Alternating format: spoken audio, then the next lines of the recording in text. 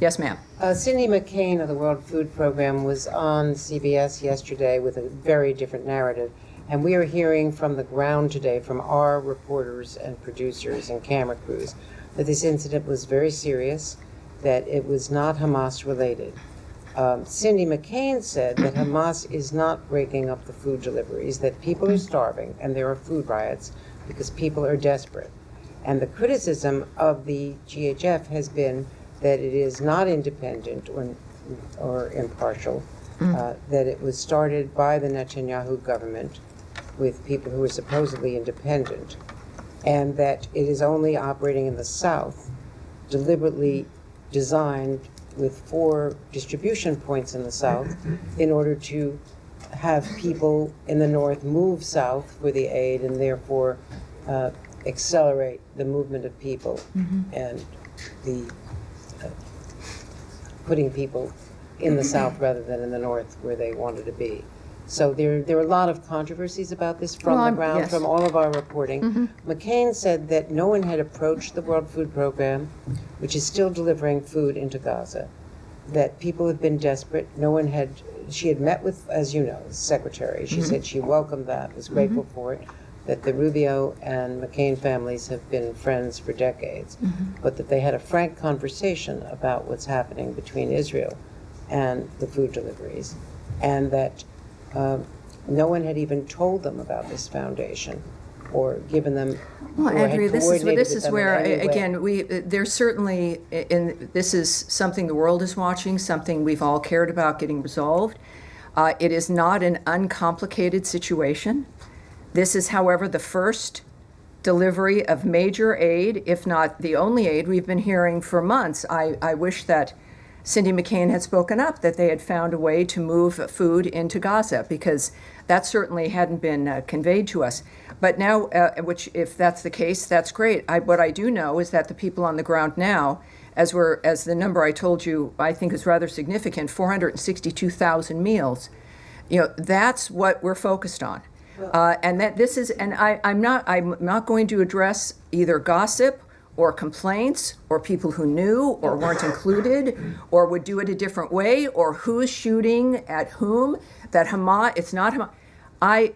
The real story here, the story is that aid and food is moving into Gaza at a massive scale at this point when you're looking at 8,000 food boxes.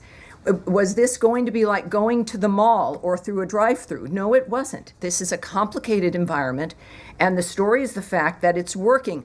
I find it difficult that there are people who would go on television shows to complain about a process that is working and moving food into the area. Tammy, will it improve over please. time? Would anything that we do improve over time? Yes, in all likelihood. And I think anyone would welcome someone like Mrs. McCain or anyone else who has a method within which to contribute to this effort, to be able to do so instead of going on television and complaining. Tammy, and that's one follow-up, please. The real story is that this is succeeding, and I think we should all at least have the courage to embrace that. But until now, there has been a blockade by Israel of the food. So no one has been able to get through Well, I those thought you just processes. said Cindy McCain said that she was able to do that, but I would also say that this process managed to overcome that dynamic, and the dynamic has changed. Whatever it was that was hindering the nature of aid to the Gazan people has been overcome. It clearly needs to expand. I don't speak for this foundation, but clearly we've got to welcome any dynamic that allows getting aid and food into the region, which is happening right now, and that's the story. Nadia. Thank you, Tammy. 2 questions. I understand this is the beginning of a process. For the time being, the delivery of food is at 2 places, which is Tal Sultan and the Murag crossing. Is this any guarantee that people who come from the north to receive this food, are they allowed to go back? Because that's the fear, that basically this is a way to move the population from the north to the south. And do you have any plan that they will expand it to go to other places? Well, in it's the not, north? this is not a State Department effort. We don't have a plan. I can't answer that regarding the nature of how certain situations would be responded to. I'm not going to speculate or say what they should or should not do. The Gaza Humanitarian Foundation has an email. They should be reached out to, and that's what I'd recommend regarding plans to expand, plans to make assessments of what's worked and what hasn't at this point, and what changes they might make, and what the goal is. Clearly, the goal is to reach as many people as possible. Yes, sir. Yeah. Go ahead, please. The Israeli Minister of Strategic Affairs is in town, according to Israeli media. Has there been any meeting between him and Secretary Rubio? And can you update us on the state of talks between Iran and the U.S.? Is there a new meeting planned ahead? Well, I will not discuss, as you might imagine, any meetings or conversations the Secretary is having that are not public or may not be happening. Regarding the latest rounds of talks regarding Iran, we can tell you that Senior Advisor and Special Envoy Steve Witkoff, of course, and Policy Planning Director Michael Anton participated in a 5th round of talks with Iran on Friday, May 23rd in Rome. The discussions were both direct and indirect and lasted over 2 hours. The talks continue to be constructive. That's not something that we've been able to say that in these particular talks, which is beneficial, and in this case they were constructive as well, and we made further progress.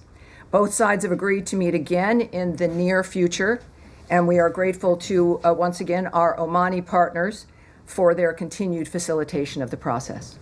All right? Yes, dear.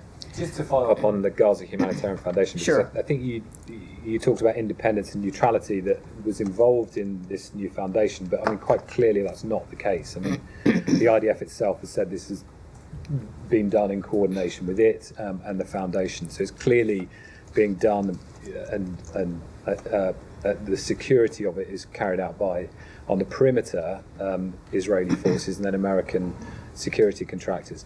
The problem with that, and what all the experts in the United Nations say, is that you therefore have a situation where the aid is provided by an organisation that seems to be a party to the conflict. And that's what the UN has always avoided, because you potentially made the recipients targets. And we're seeing that already, potentially, in that this has become a very militarised form of aid. So I'm just interested in why you describe this as independent and neutral when it clearly doesn't appear to be so.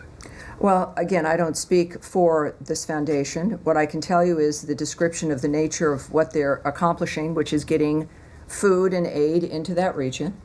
I'll say that just one more time. There are some disagreements about how that's being handled, how that's being implemented. But I think that most of us would agree that this is good news, that it, in any other mechanism, under any other expectation, was not able to accomplish this.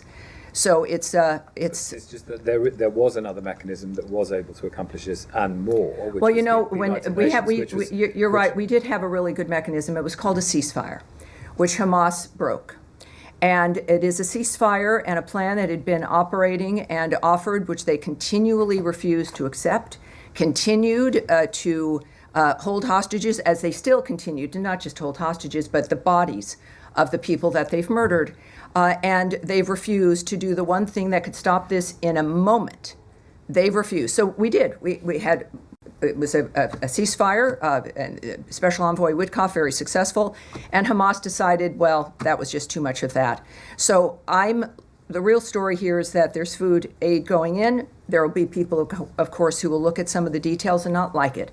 But then I think it shows us the priorities of certain individuals when it comes to, at first it was, let's get these people fed, and now it seems to be something else.